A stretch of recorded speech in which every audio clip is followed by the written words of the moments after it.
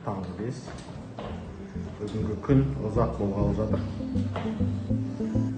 Өйткені мен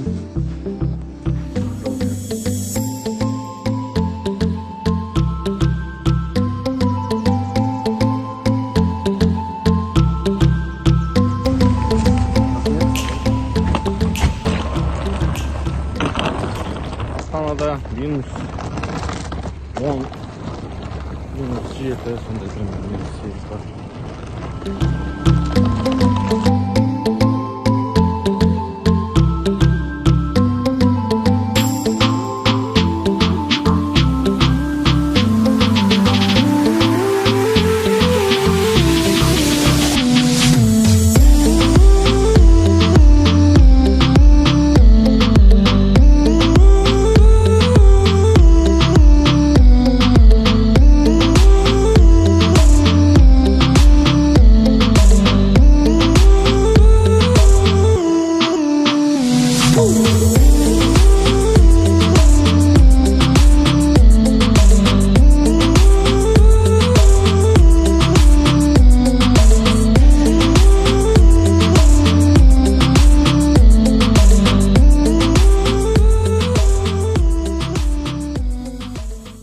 Шымкентке келдім.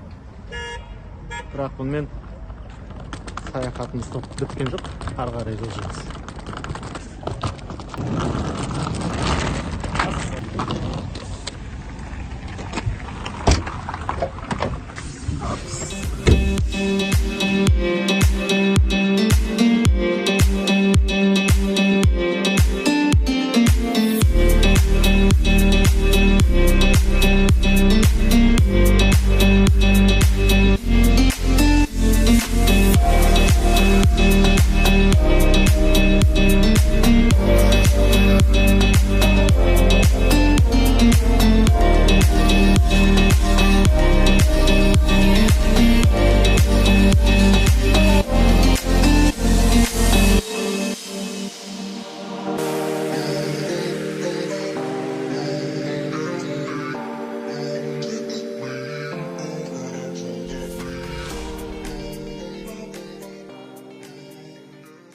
A few moments later. Таразда сыртта жүгіру дәстүрін бастай беруге болады екен. Ауа райы өте жағымды, жылы болып тұр. Астанада әлі қыстық марафонға жатады далада жүгірсең қазір. Сонымен Таразға не үшін келген жайлы түсіндіріп өтейін. Кешкісін менің папам мен мамам больницаға түсіп қалды. Ковид жұқтырған себебінен және өкпесінің 60% әкемнің және 30% папам анамның өкпесінің жарақаттанған себебінен осындағы емханалардың біреусіне түсті. Содан бәріміздің зәреміз қалмай мені осында жіберуге шешім қабылдадық. Сонымен келдім. Қазір шүкір барлығы жақсы, күні бойы жүгіріп, дәрі-дәрмектің барлығын жеткізіп бердім.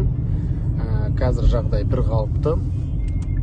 Келер уақыт осында болам және сіздерге осы Тараздан влог түсіріп, Астанадан алпамыс оны монтаждап салып отыратын болады.